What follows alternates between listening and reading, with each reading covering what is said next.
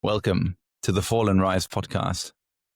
I'm here with Peter Knowles, who just finished assisting Devin for his 50 marathons in 50 days, running from Germany all the way to Portugal. Peter, how do you feel? It's been a long 48 hours, I have to say. I've been here about 50 hours probably, actually, and you've been here 50 days. So, yeah. How are you feeling? Dude, you always hit me with the big questions. Why not? That I don't have a quick and easy answer for. How are you feeling? We're feeling, mate. Like always. There's so many different answers that I could give to that question, where it's hard to pinpoint exactly. But at the moment, relieved, I'd say. I'm not particularly proud or happy or sad or something, and it's really it's a calmness in terms of I feel empty, but not in a bad way. You know what I mean? I know after you've exhausted yourself for quite some time, maybe that's I don't know, a physical reaction or so. You just feel empty. Yeah, but in a I'd say slightly positive way. Welcome to the Fall and Rise podcast. Today, this is the first ever in-person interview. We're with Devin. Devin's just ran 50 marathons in 50 days from Germany to Portugal, to test his new hybrid shoe that's built for the gym and taken to the roads. And you decided to run 50 marathons in 50 days. Run me through the thought process of why. Why did I do that? When you're saying it like that, I honestly have to remind myself as well that I did something like that, because it sounds a little bit outrageous to me as well. I did it to test what is probably visible. It is, as you introduced already, the first shoe for lifting and running that I built with the shoe brand that I'm trying to develop. And so this is in many respects like the project that I just did with the 50 marathons in 50 days. This is the ultimate battle test that I felt like I had to do in order to take responsibility for the product's quality and make sure that everything is on point and working, because something like that, yes, hybrid shoes have existed before, but not in a modular way like that, where you can actually take apart lifting shoe and running sole and put it together at will. Since that has never been done before, and since I don't have the financial means to pay hundreds of athletes to test those shoes for, I don't know, a couple of months, I thought, okay, I have to do that myself, and I have to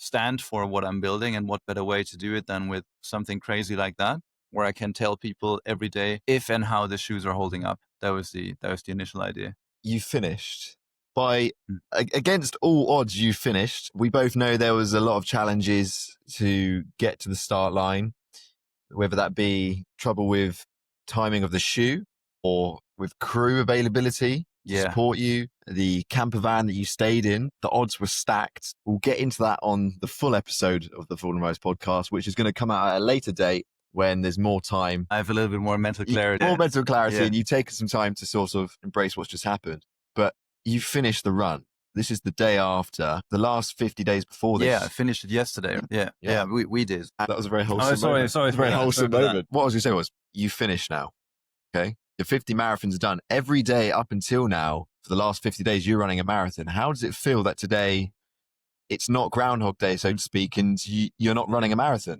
Yeah, it is weird, and it is also normal in another way. It's hard to describe for me, but if you compare it maybe to a project that is that doesn't sound as crazy as running a marathon every day. Let's say your project is you go to school or you go to university every day in order to do one particular course, right?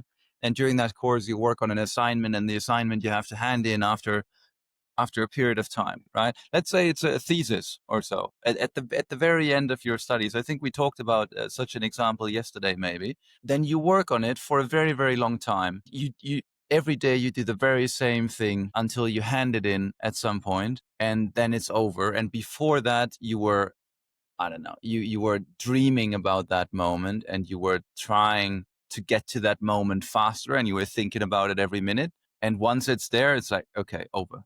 Right. And you check back into your normal life. I mean, not that I'm doing something that I would do on I don't know, during a normal week now. Again, I'm not right back to the office maybe and right back to working on things, but slowly, right? Like we took the morning a little bit slower. We had breakfast. That was nice with a couple of people from my family. And then right now it's back into working mode pretty much, which is not running a marathon, but which is similar to what I did before. And so, yes, on the one hand, it feels a bit different. And normally I would be out there and I would have the first 20K done by now, right? And I would try to recover and rehydrate and then go out there again. That's not the case now anymore. But to be honest, I'm also very, very fascinated of how fast your body and your mind can just adapt to a situation. So I just knew yesterday, okay, it's the final day. And today I know, okay, project's over. And now it's on to the next thing. And it might be a little bit of a depressive thought because maybe that finish would have to be cheered for a little bit longer or so. And the feeling might be different because you always expect it to be a little bit different and a little bit more intense and maybe longer lasting. Yeah, but at the same time, I don't know that I'm fascinated how fast the mind and the body can adapt to things, like to any given circumstance. I've figured that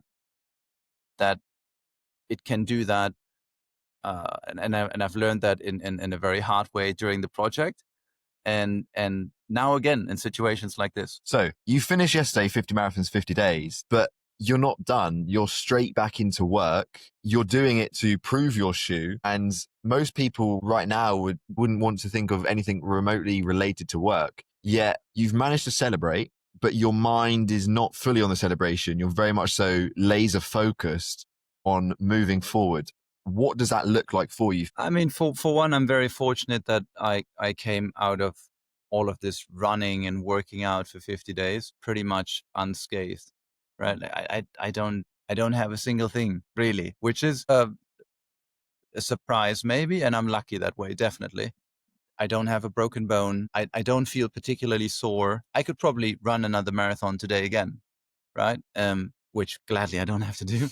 But I think that obviously is something where if I would now have an injury or something, I would definitely have to take time to recover. Since I don't have that, it's fine. And I can, I have the ability, the physical, the mental ability to go back into work. And the reason why we did this is to share with people a live test, an authentic test, a test that doesn't always have positive sides. We put out videos, I think, a couple of days ago, the last videos before the finish, where we went into detail of, okay, this is how the soles are looking like. And it's not beautiful. It was 500 kilometers of running. There's heavy wear and tear. We did a couple of mistakes in production as well that we shouldn't have done and that we need to fix. And unfortunately, this is the result right now. And we're going to now switch to the next pair of soles and test that one. And hopefully it's going to be better. And the same with the shoe, right?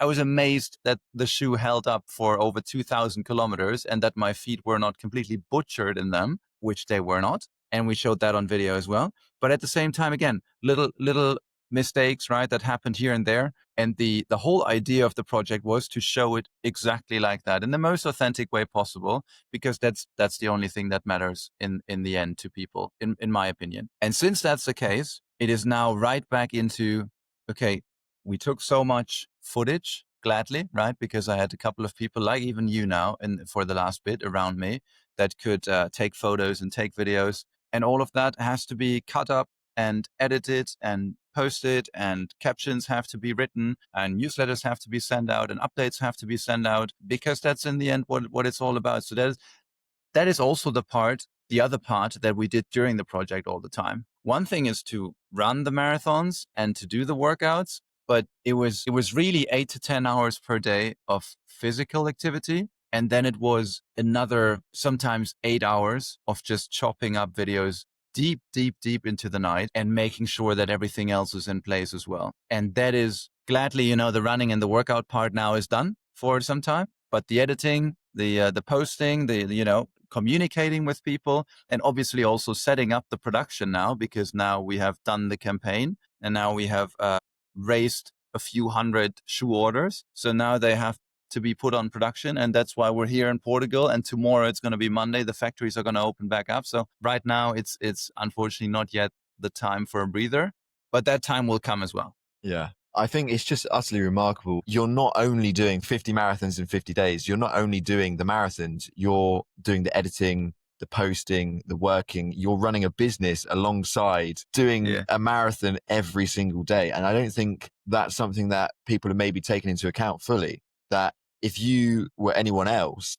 then you'd get up, you'd run a marathon, and then you'd go to sleep, you'd chill out. Whereas that stress of and strain of running the business must have took its toll on you in terms of your recovery, your sleep, and it's just remarkable. Maybe yes, yeah, and I mean, of course, yeah, I can very much relate to what you're saying. And there are points where I'm feeling, oh, is that really, is my time spent best doing what I'm doing right now? Because there's a million things that you could be spending your time, or that you think that you should be spending your time on every day, and you can get to all of them because obviously the day only has 24 hours. You need a little bit of sleep as well.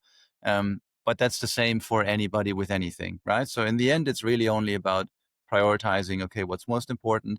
And I felt before the project, obviously there I knew as well, it's going to be a world of stress to do this project. But I was sure, or at least that was my best guess, that this kind of project and this kind of test and putting it out there for people to see, okay, this new concept that I have never heard of before, I now am a little bit more familiar with it because I've seen loads of videos and photos of this guy trying it out and sharing when it works and when it doesn't work. So I now have the ability to have an opinion on this, whether I think that is necessary or not, whether I think that works for me or not, whether I think I want that or not. And I thought before the project that this is exactly like, I thought that this is the thing that I have to do in order to get the best result for our product launch. I thought that I have to introduce the product to people in a way that they can understand that and that they can form their own opinion on whether they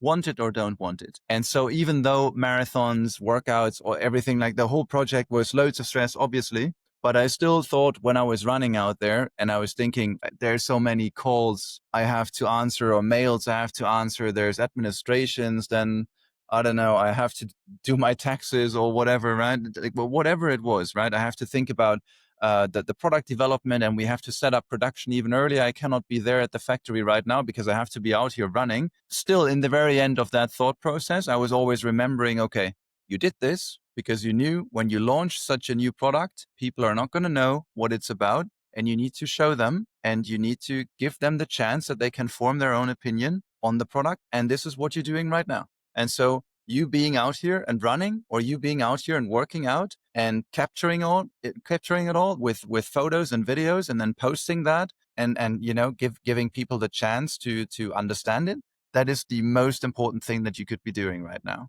And so that gave me the mental stability, I'd say, at a lot of times during the project, to be like, okay, there's loads of tasks that I cannot be working on right now that are important and I should be working on them, but I've prioritized the things in a way that I know running now is important, working out now is important, trying to finish the project is important. Because I've said that, the shoe can do a certain thing, which I was very sure, but obviously, could not be completely convinced of that it could do. And so now I have to go out there and prove it or die trying. That's what I did. Well, we're going to do a full recap and go into much detail, but I want to have this as a little chat now, see how you're feeling, which is the question, how are you feeling? Yeah. Yeah. And you know already that I struggle with answering those questions because it always have 1,000 answers running through my head when I get a question like that. Right now, obviously, right now, I don't feel any different than any other person would probably feel right now. We're sitting outside. It's nice weather, right? We have a great view in the background. Um, it's in the afternoon. I feel slightly hungry, but it's okay, right? We had nice breakfast in the morning. I The good thing is I'm not in pain, which I just talked about before. So I really feel very, very normal. And I said before once that I that might be different for me than it would be for other people. I don't feel particularly proud. I don't feel overly excited or something. But that could also just be because the last over 7 weeks every day without a break for a weekend or anything like that. We've been working nonstop from morning till after midnight, and that is something that I have never done before like that in that intensity.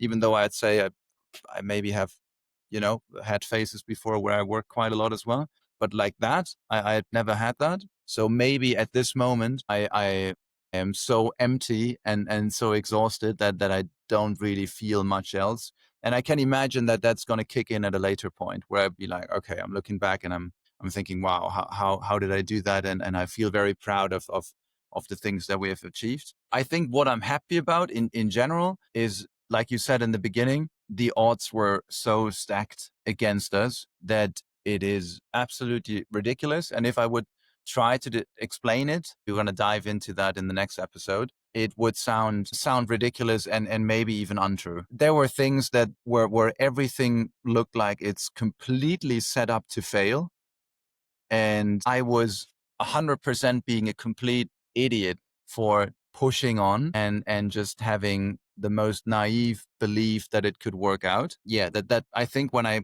am going to look back on those moments later on, I'm going to be amazed that we actually managed to pull it off. And I'm not, it's very important for me as well. I'm not speaking about myself there only, because I had a crew around me at all times. Then I had family back home supporting me. Then I had a lot of friends and backers of the project online that were supporting this throughout. And there were many reasons why people could have also not supported this, or could have hated on it, and could have criticized it. And that's all fair. But overall, there was so much positivity throughout the project from everyone that I have seen online, offline, around me, with the crew, with family.